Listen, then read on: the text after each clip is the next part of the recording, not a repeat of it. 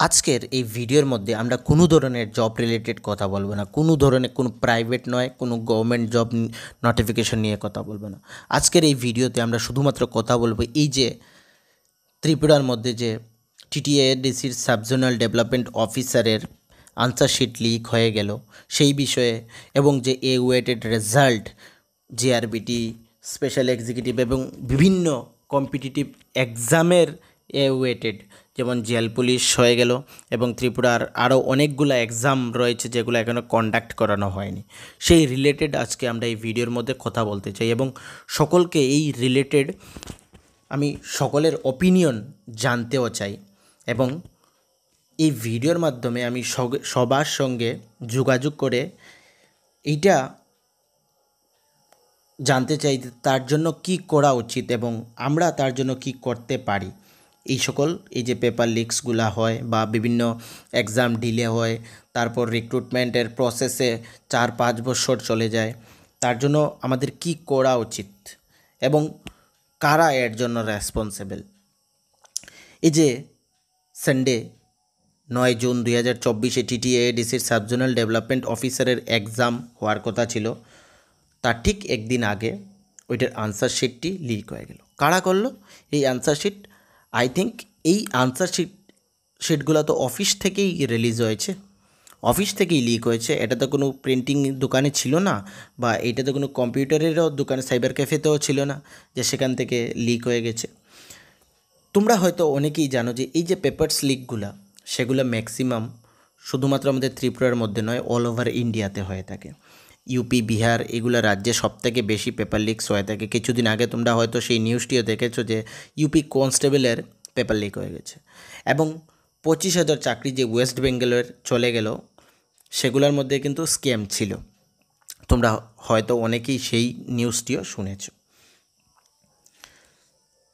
এবং এই যে রিসেন্ট নিট 2024, এটা যে অল ইন্ডিয়া মেডিকেলের জন্য এই নিট এক্সামিনেশনগুলো কন্ডাক্ট করানো হয়, মানে ওরা কিন্তু আমাদের দেশের ভবিষ্যৎ। এই যে মানুষ অসুস্থ হয় কার কাছে যাবে? ওদের কাছে। এরা ওইগুলাকে ক্লিয়ার করে যে গভর্নমেন্ট মেডিকেল কলেজ বা বিভিন্ন কলেজে পড়াশোনা করে ডক্টর হবে, ওরা সাধারণ মানুষেরই তো ট্রিটমেন্ট করবে। এইগুলা এক্সামেও যদি এই ধরনের স্ক্যাম হয়ে থাকে, তাহলে আমাদের মেডিকেল ব্যবস্থার কি হবে? এই যে নিট 2024, সেটার রেজাল্ট পাবলিশড হওয়ার কথা ছিল 14 জুন 2024, কিন্তু হঠাৎ করে কি হলো, সেটা ইলেকশনের রেজাল্ট ডিক্লেয়ারে 4 তারিখ হয়েছে, সেই দিনই ওইটা রিলিজ করে দিল অল ইন্ডিয়া র্যাঙ্ক। তার মধ্যে থেকে 67 ক্যান্ডিডেটস চলে এলো ফার্স্ট র্যাঙ্ক, মানে 720-এর মধ্যে 720 ওরা পেয়ে গেছে। আই থিঙ্ক হিস্ট্রির মধ্যে ফার্স্ট টাইম হয়েছে যে এই নিট এক্সামে 67 candidates all India first rank নিয়ে এলো, মানে 720-এর মধ্যে 720 ওরা পেয়ে গেল, 67 ক্যান্ডিডেটস। এবং অনেক স্টুডেন্টের এরকমই রয়েছে যে 720-এর মধ্যে 719, 717 এইগুলো, যেটা কখনো সম্ভব নয়। এই যে নিট এক্সাম, তার মধ্যে থেকে কোয়েকশন অ্যাটেম্প করলেও, রং অ্যাটেম্প করলে সেখানে 5 মার্কস চলে যায়, এবং না অ্যাটেম্প করলে সেখানে 4 মার্কস আই থিঙ্ক চলে যায়।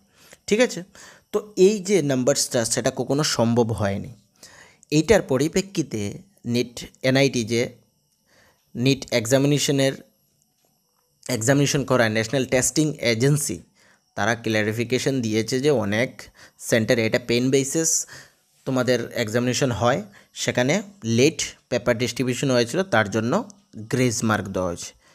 গ্রেস মার্ক এই মেডিকেল স্টুডেন্টদের দেওয়া হয়েছে, মানে ওইটা কি বলতে চেয়েছে এনটিএ, ন্যাশনাল টেস্টিং এজেন্সি।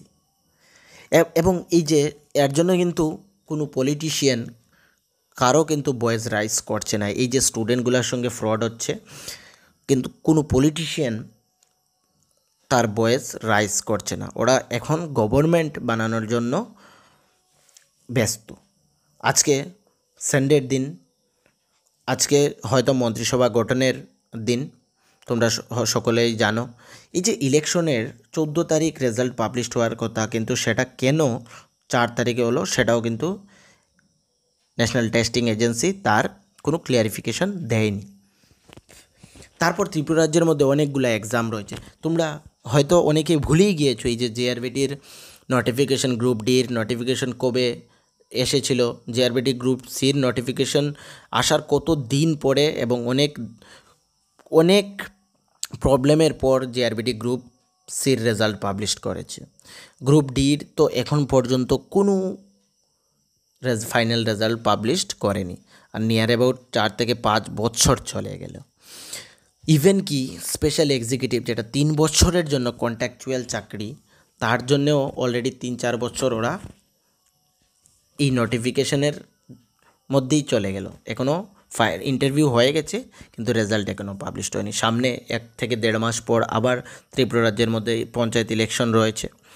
এই ইলেকশনের মধ্যে যদি ওরা রেজাল্ট পাবলিশ না করে তাহলে কিন্তু আর কতদিন নেবে ওরাই জানে। কেন এইরকম আমাদের স্টুডেন্টসদের জন্য হচ্ছে? আজকে দিনের পর দিন শুধু ত্রিপুরা নয়, অল ওভার ইন্ডিয়াতে আনএমপ্লয়মেন্টের রেট বেড়েই চলছে। এই সকল প্রবলেম কেন আমাদের স্টুডেন্টসদের এবং বিভিন্ন জব এক্সপিরিয়েন্সের জন্য হচ্ছে? কারা তার জন্য রেসপন্সিবল এবং আমাদের কি করা উচিত? আমাদের একজুট হয়ে কি করা উচিত? আজকের এই ভিডিওর মধ্যে আমরা তোমাদের ভ্যালুয়েবল কথা, ভ্যালুয়েবল কমেন্টও আমি চাই। আমার নিচে কমেন্ট বক্সে তোমরা তোমাদের ভ্যালুয়েবল কমেন্ট ড্রপ করবে। তার জন্য আমাদের কি করা উচিত? আমাদের জন্য তো কেউ ভাবছে না, কোনো এক্সপিরিয়েন্সের ধরে কারোই ভাবছে না। এত দিন হয়ে যাচ্ছে, এক্সাম নিচ্ছে না, রেজাল্ট দিচ্ছে না। আজকে এই যে জেআরবিটি গ্রুপ ডির মধ্যে যারা ইলিজিবল, কারা ইলিজিবল তো বলতে পারবো না, কিন্তু যদি রেজাল্টটা পাবলিশড হয়ে থাকে অনেকেই কিন্তু সেখানে চাকরি পেয়ে যাবে। আজকে এই রেজাল্টগুলো যদি আগে পাবলিশড হতো, এই যে তারপর যে রিক্রুটমেন্টগুলো আসছে, হয়তো অনেকেই সেখানে অ্যাপ্লিকেশন করতো না এবং তাতে আমাদের কম্পিটিশনও হয়তো অল্প হলেও ড্রপ হতো। আজকে 4-5 বছর একটা এক্সামিনেশন নিতে, একটা রেজাল্ট পাবলিশ করতে, একটা রিক্রুটমেন্ট প্রসেস সম্পূর্ণ করতে এতদিন কেন লাগছে? কারা তার জন্য দায়ী? আমাকে নিচে কমেন্টে বলবে এবং আমি চাই আমরা সকলে মিলে কিছু করি, যাতে আমাদের জন্য তো কারো কোনো কিছু আসে যায় না। তো এখন আমাদেরকে তো আমাদের নিজেদেরকেই চিন্তা করতে হবে কি করা যায়, সেই বিষয়ে আমি তোমাদের ভ্যালুয়েবল ফিডব্যাক চাই। এবং আমরা যদি সকলে একসাথ হয়ে থাকি তাহলে আমরা সেদিকে কিছু একটা করতে চাই। তোমরা আমাকে কমেন্টে বলবে তার জন্য কি করা উচিত এবং কারা কারা আমার সঙ্গে আছো আমাকে কমেন্টে বলবে। আজকের এই ভিডিওর মধ্যে শুধুমাত্র এই ডিসকাশনটি আমি করতে চেয়েছিলাম যে আমাদের কি করা উচিত, কেন এই সকল স্ক্যাম আমাদের সঙ্গেই হচ্ছে। ওকে ফ্রেন্ডস, আমি বলবো তোমাদের ভিডিওটি সম্পূর্ণ দেখবে এবং তোমাদের ভ্যালুয়েবল কমেন্টস নিচে বলবে। ওকে, এবং আমাদের টেলিগ্রাম গ্রুপ জয়েন করবে। সেখান থেকে আমরা সকলে আমাদের কি করা উচিত যারা যারা বলবে সকলে একসাথে হয়ে একসঙ্গে হয়ে সেই দিকে আমরা এগিয়ে চলব। Thank you.